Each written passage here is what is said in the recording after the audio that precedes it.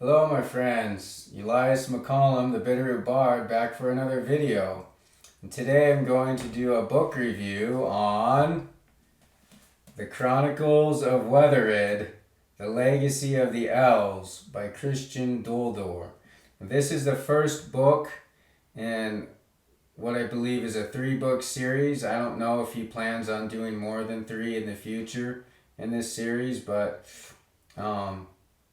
this is the first book, and even though it's part of a series, it's a great standalone book. So it ends the main plot point and resolves everything that happens in this saga. And the other books I have not read them yet, but this book sets up for the next story. And lets the reader know that the main characters are going to be going on another journey. So while the next 2 books probably involve a lot of the same characters, they're different sagas, different journeys, and they're great standalone books in themselves. So I'm going to go ahead and read this blurb on the back here. In the shadows of ancient valleys and deep secrets begins the journey of the Chronicles of Wetherid, the legacy of the elves, in a world where the power of nature and ancient magic determine the balance of life and death. An ancient book stands at the heart of an epic saga, passed down through the ages by the elves, the true guardians of Wetherid. It holds the secret to defending against the attacks of the united enemies of Falgar. As the sacred book suddenly disappears, an unlikely group of heroes embarks on a perilous journey to retrieve it. They must traverse deep forests, cities, and kingdoms inhabited by dangerous creatures and the shadows of forgotten powers, and solve the mystery of the book before its secrets fall into the wrong hands. The fight against time is also a battle against themselves, as the heroes must overcome their deepest fears and prejudices to come together and avert the looming darkness. The Chronicles of Wetherid, the legacy of the elves, is a story of courage, friendship, and unstoppable power of hope that shines even in the darkest of times. With every chapter, the reader's turn, a world full of magic, secrets, and adventures unfolds that will not let them go. Step into the Chronicles of Wetherid and become part of a legend that endures beyond the boundaries of time. Anyways, great cover art. It drew me in the minute I saw it, and when I read the blurb on the back, I knew that I had to read it. And great read overall.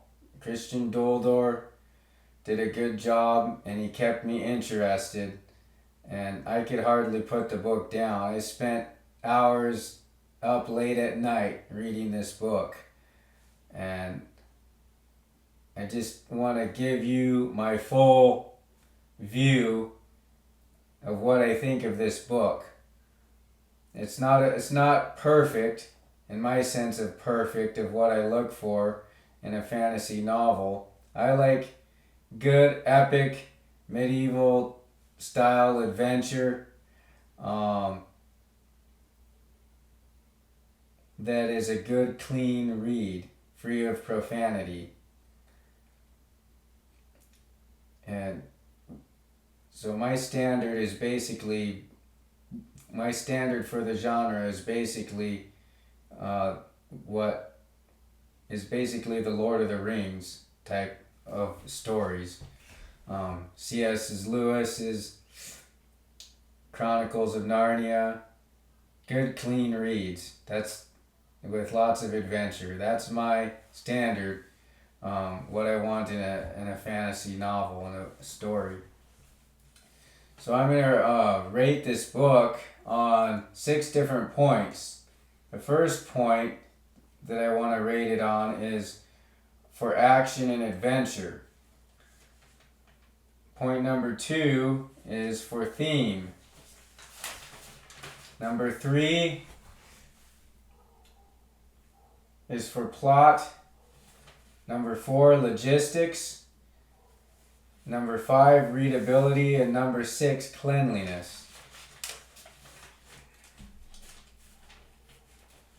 So Christian Dolder takes his influence largely from Tolkien, and also I noticed some influence possibly from the D&D game, and also some influence from Christian teachings. He does have other religious ideas in there. He kind of has several different religions, much like the real world that we live in has several different religious ideas and ideologies. And so that's a good point that makes for a realistic book and a realistic world, fantasy world. And I'm a stickler for realism, even in fantasy. So in fantasy, yeah, there are fairy tales, there's magic, miracles, definitely fantastical creatures, things that are not of this world, things that are not real. But when it comes to certain everyday activities, or how far a man can walk in a day, and things of that nature, there needs to be some realism for me. Otherwise, the world doesn't feel believable to me.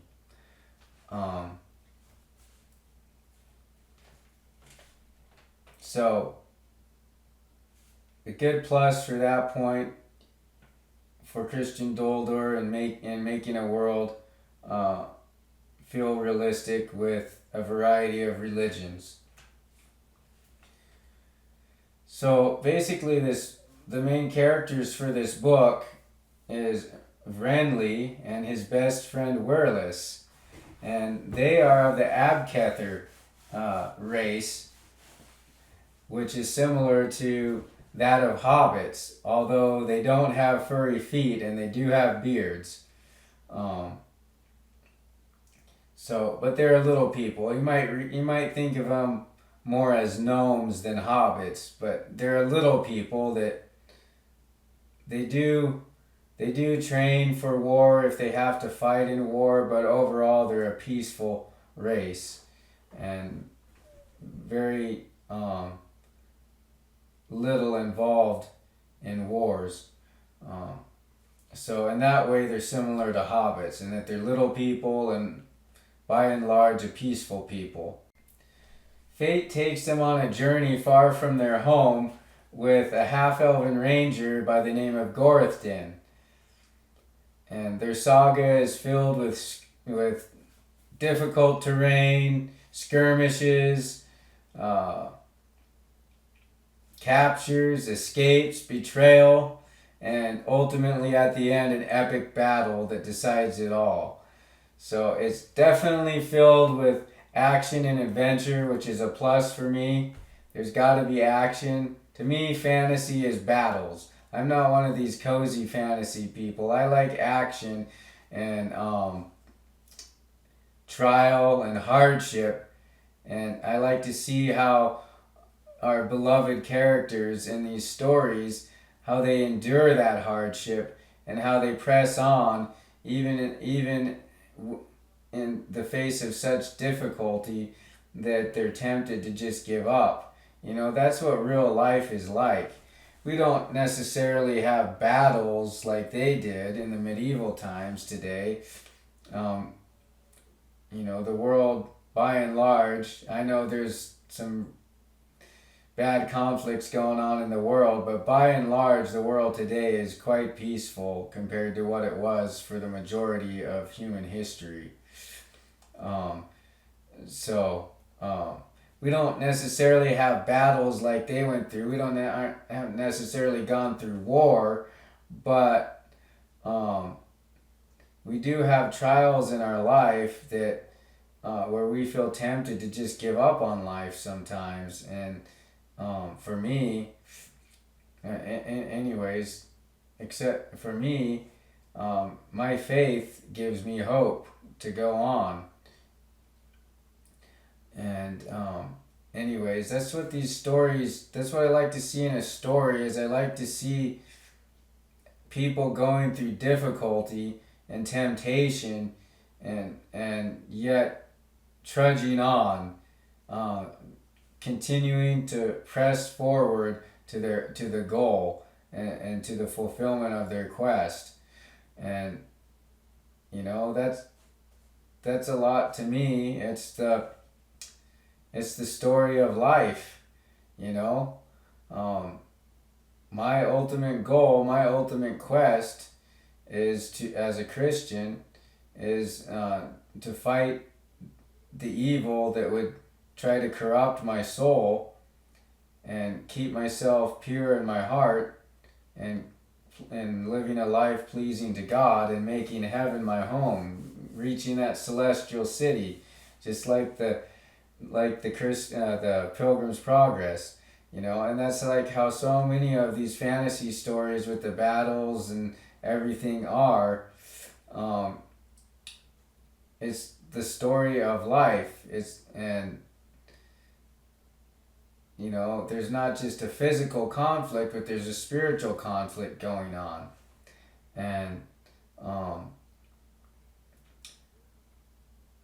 I like to see how these people in our stories that we read and that we write, how that they endure hardship, and it can encourage us to not give up, but to go on in the face of adversity. So for action and adventure, I give it a 5-star rating. It definitely kept me engaged and interested. The greatest supernatural power in this story is a sacred book, which is called the Word, which is obviously influenced by Christian teaching and Christian doctrine. It's taught, and the Bible teaches it. This is what the Bible says, is that the Bible is the Word of God, and that Jesus Christ is the Word of God. So in other words, Christ's teachings, which we find in the Bible, is the Word. And it's the Word that holds power for the Christian. And so I thought that was neat that he incorporated in that. But I was kind of surprised, because in my own writing of my own fantasy novel, which I'm currently writing, I also used that concept, but I came up with that idea to put in my book before I read this. So I was kind of surprised, because I thought I was maybe bringing something new to the genre that nobody else had ever done before. Well, guess what? Christian Dolder did it. So there's, he doesn't quite necessarily go about it in exactly the same way that I do, or explain it in the same way. There's some differences in my angle of it than with his angle of using that concept. But it just goes to show me that as a writer, it's okay. It's okay to do do the same things that other authors do in their writings, because the minute you think you're bringing something new, you find out somebody else had done it already.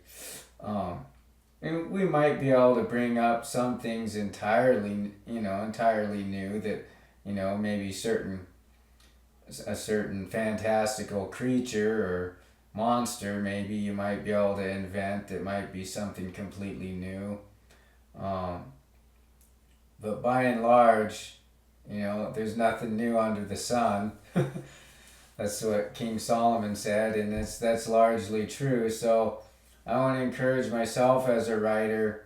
Now, if any of you are writers, I want to encourage you, don't worry so much whether your writing is entirely original, because 98 to 99% of the time it's probably not. But that's okay. I mean, look at the Norse sagas, and a lot of the different mythologies, they basically have the same thing. You can look at Norse mythology, Celtic mythology, name your mythology, Greek mythology even, and they basically cover the same themes, and have a lot of the same things. So, it's nothing new. I mean, people have been drawing ideas. Writers have been drawing ideas from other writers, since the time writing had become invented, or storytelling. And a lot of this, a lot of the storytelling in different cultures was oral tradition passed down, but they were all the same stories, and different tellers might have a little different twist on it, but by and large they were the same story. So it's nothing, just because your writing or storytelling may not have anything entirely original, and it doesn't mean it's a bad story, or it doesn't mean you're plagiarizing. Just so long as you're not copying word for word or something, or but we don't need to be discouraged as writers, if our writing isn't entirely original. That doesn't make us a bad writer. And we're gonna, I'm writing my first novel. I've made attempts in the past, but it took me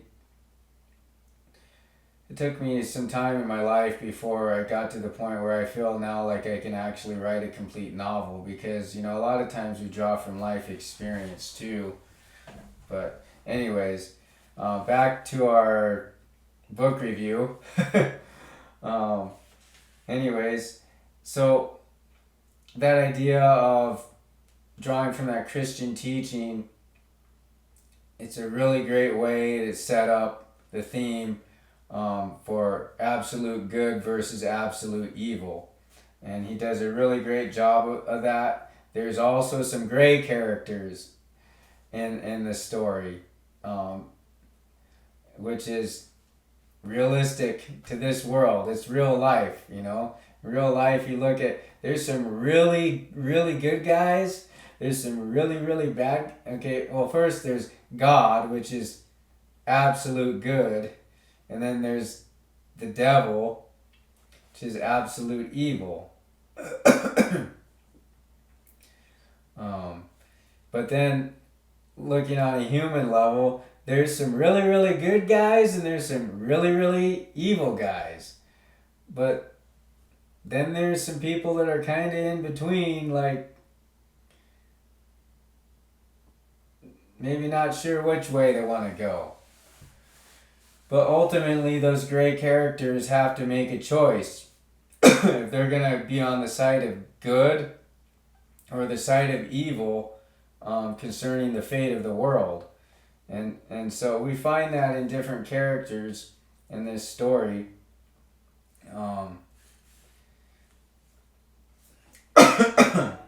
Excuse me, I got a little cough here. There's a few characters that are gray, and some of them choose the good, and some of them choose the side of evil, and there's betrayal involved and everything. So there's some good plot twists and everything. For theme, I'll give this book 5 stars. He did quite a good job of theme, especially that theme of good versus evil, and also themes of friendship, the theme of being willing to endure hardship to be able to see good prevail. I really was impressed with the character Wireless, when there's a part in the book when they're in a cave on the ocean, and they're down in the sea level of the cave, and a sea monster, a strange sea monster, attacks them, and so they have to battle this creature, and Wereless loses his arm. His arm gets poisoned, and the only way for them to save him is to amputate his arm. Um, so I can't think of a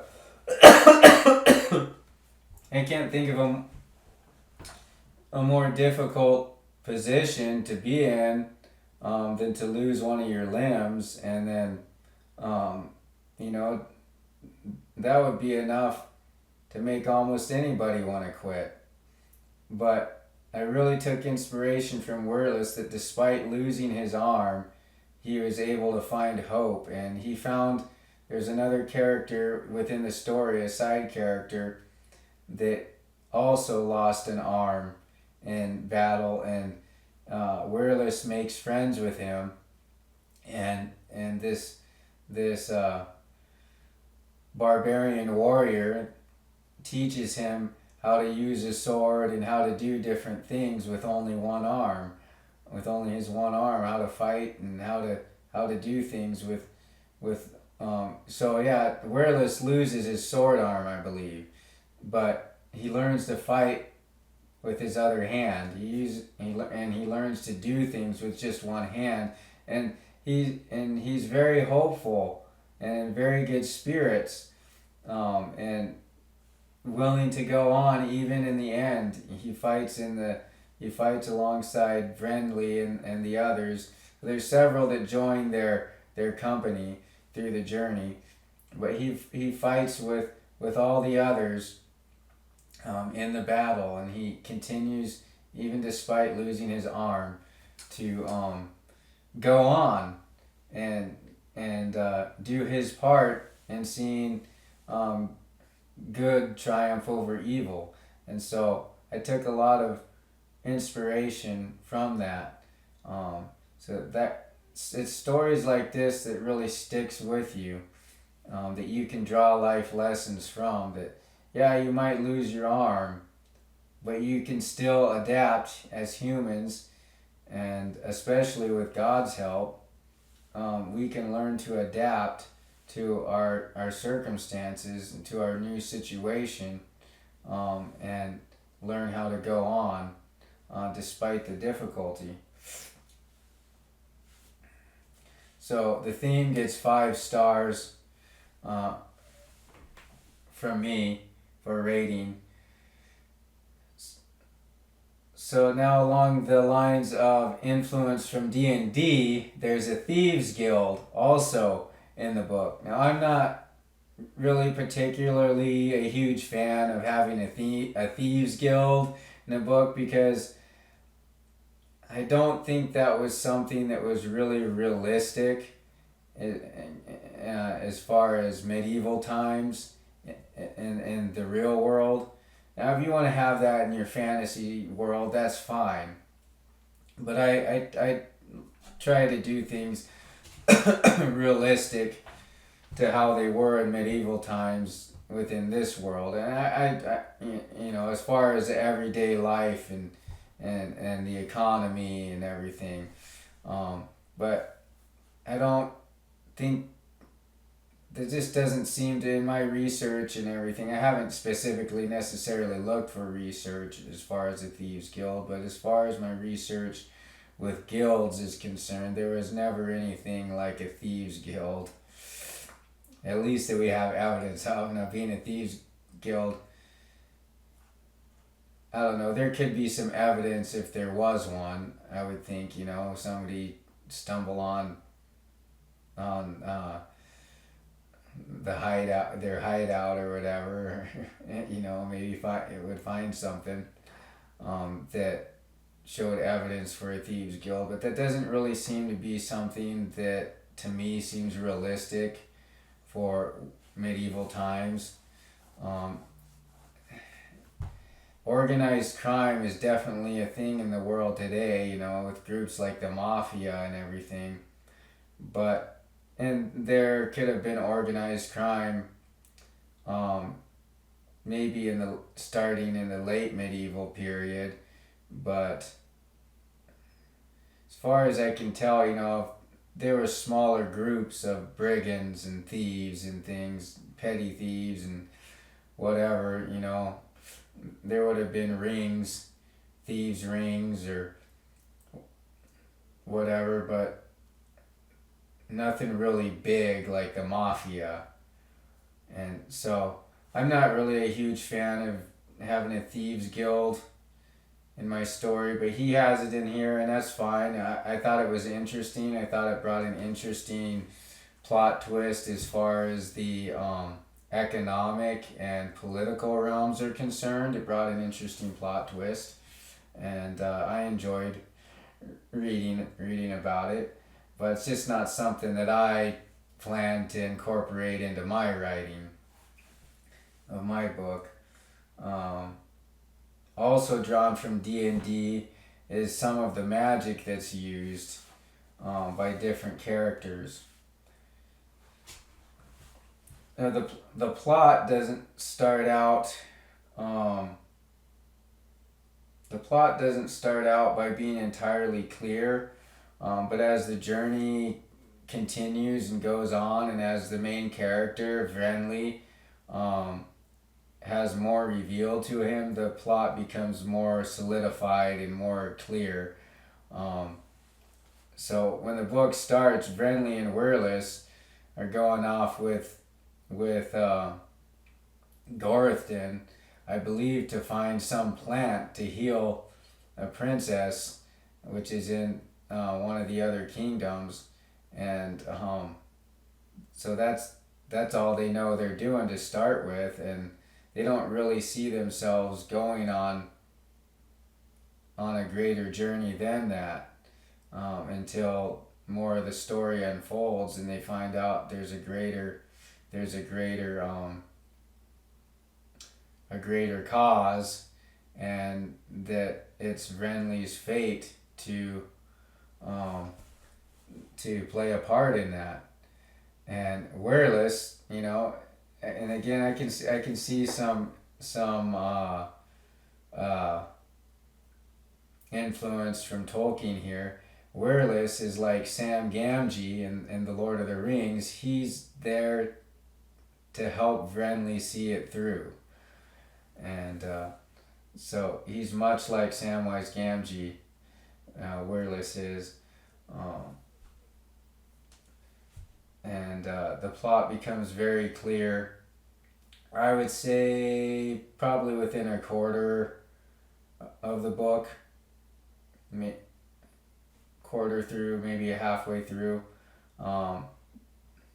But anyways, it's very engaging reading, and there's plenty of action all the way through. So even though the plot doesn't start out real clear and real strong, there's enough action to keep the reader interested, and I couldn't hardly put the book down. I really enjoyed it. So for plot, I'll give it 5 stars. Now, my next point, logistics. So how things work realistically as far as everyday tasks and things of that nature.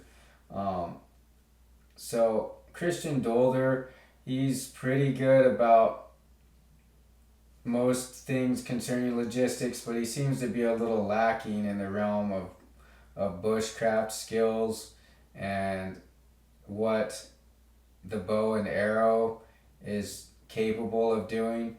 So for example, that there's a part where Gorithden, the ranger, he's making some traps to be able to take out some enemies with. And so he basically, it takes a sapling and he wants to put a few arrows through the sapling, then it can spring and then stick somebody with the arrows. But instead of just splitting the sapling down the center and then binding the arrows in it, he shoots the arrows through the sapling, and the shaft goes through it and sticks out the other side. So the shaft is going through this and not splitting the wood. That's not realistic. And plus, yeah, it's just not realistic. You're not going to be able to.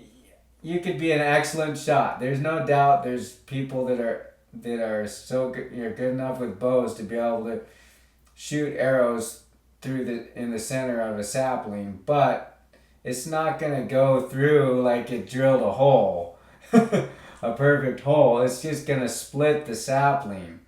But that's the way that Gorthon puts the arrows through the sapling. He shoots them through the sapling.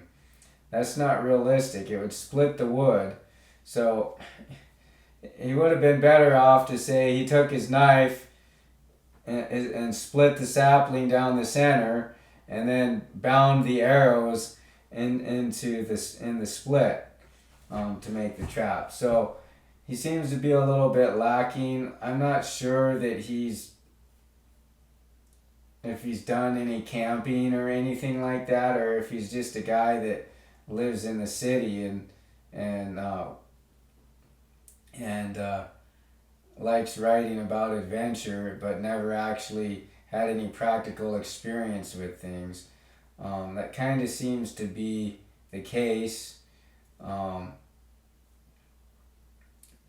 definitely, I believe he must be from Germany. He's got the name Dolder. I don't know if he's German or Dutch or what he is, but definitely in Europe there's a lot less. There's some opportunities for camping and bushcrafting and stuff in a lot of countries, but not nearly like there is in the U.S. And so I could see how he could be a city guy and not really have much experience with that kind of thing. So whatever. It's something that sticks out to me, and I'm just like, yeah, that's not real. But I can overlook it, and still enjoy the book. However, there are YouTube videos where people do tests with longbows and stuff, and so he could watch YouTube videos on bushcraft skills, on weapons tests, medieval weapons tests, and he could do that research and actually see how things actually really work before he writes about it. And that's a big conviction for me in my writing. I want to write realistically. And so what things I don't know about, I get on the internet and I research it. I watch YouTube videos. I read about it. I got a bunch of books that I bought on birds, on whatever, just to learn on plants and just to learn about all the different flora and fauna and different things. Animals of Europe, mammals of Europe, I have plenty. I try to do my research to where I can be realistic in my writing. So he could do a little better at that. And also, being that he's not English, either German or Dutch or whatever, but he's definitely not English. He seems to not always know what the best word choice is in English for some of his descriptions, and so excuse me, I'm getting into the next point. So before we get into that, I was getting into readability. Before we get into that, I'll give the logistical realism 4 stars. So he was a little bit lacking there, but for the most part he was okay. So I'll give the logistical realism 4 stars. The readability, Christian Dolder, being, I assume, German, didn't always know the right choice of words maybe in English. or the best choice of words in some of his descriptions and things. But it was minor, and I could overlook that. And there was a few places where there was some missing words, I believe. But by reading the entire sentence and knowing the context, I could basically guess what the missing words were. So it's not a real huge deal, but it's just one of those things that kind of for just a moment takes you a little bit out of the story. But those moments were pretty far and few between. So it didn't really ruin the story for me. But it was just a little bit lacking there. So I give the readability of the story, I'll give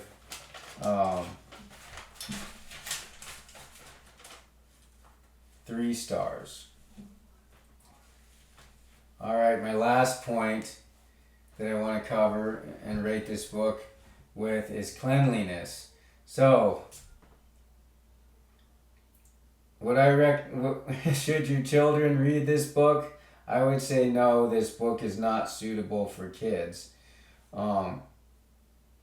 Should a Christian adult read this book? Well, I'll say follow your own convictions, but for me overall it was a fairly clean read, other than like two minor points. So it did have a little bit of light cursing in it.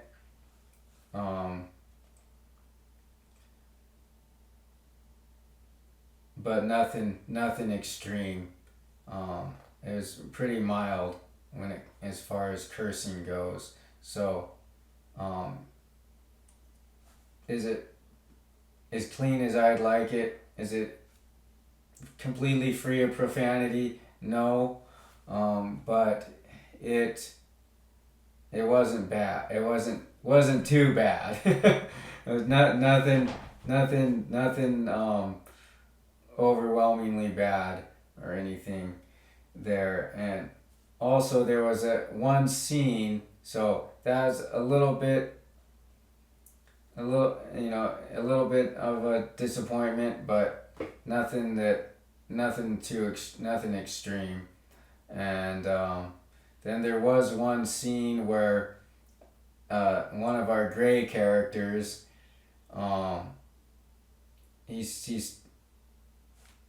he touches a woman inappropriately, in an inappropriate manner, but she is able to escape before he's able to go any further with his advances. So it wasn't 100% free of profanity. I know we all know what bad guys do. I feel like he got a little bit too explicit, and where he touched this woman and everything. I don't believe things like that need to really be said. I mean, we all have an imagination, and we all know what bad guys do. I mean, there's a way of saying these things without having to be explicit. I mean, he could have said he reached forward to grasp her inappropriately or in an inappropriate manner. That's not maybe the best way of how you write it, but basically with that idea of it, you don't have to be explicit in your writing of inappropriate behavior like that. But it wasn't as bad as many books that I had started reading that were very graphic and very profane. They ended up that way. and I ended up closing them up and throwing them away, because as a Christian I can't read that trash and have a good pure state of mind. So, but the Chronicles of Wetherid, the Legacy of the Elves for Cleanliness, was not near as bad as most stuff is. It was just a couple little minor parts there. So for the cleanliness rating, I'll give it 3 stars.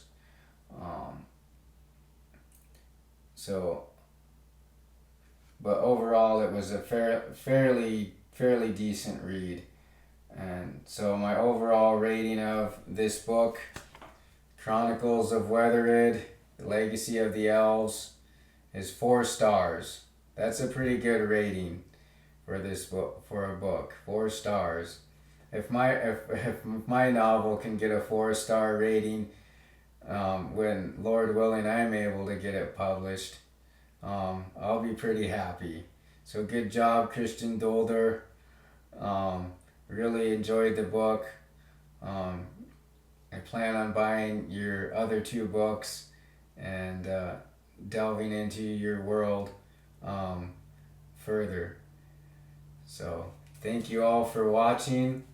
I hope you enjoyed this book review, and I hope it encourages you to read it. Again, I believe it's adult material. I would not recommend your children reading this book. It could, if it didn't have those 2 things, it could be good for children, but because of those 2 things, I would discourage you from allowing your young children, teenagers.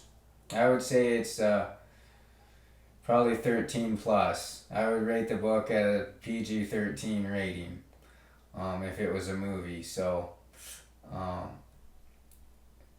teenager, young adult, upward, great book. But for younger children, I would not suggest reading it to them or allowing them to read it until they're a little older. So I hope you enjoyed this. Looking forward to do another video, another book. Got some more book reviews coming. I got some other stuff in the works, and we're really working hard to try and get you some good content. So I hope that if you like this, if you like what you saw, you like what you heard, please like, share, and subscribe. Write something in the comments to let me know how you liked it. If you have any suggestions of how I could possibly make my videos better, please let me know. I'm brand new to this YouTube thing, so I'm learning as I go along, and collecting new equipment and everything, trying to get better. I got video editing software now, and so that's a real plus.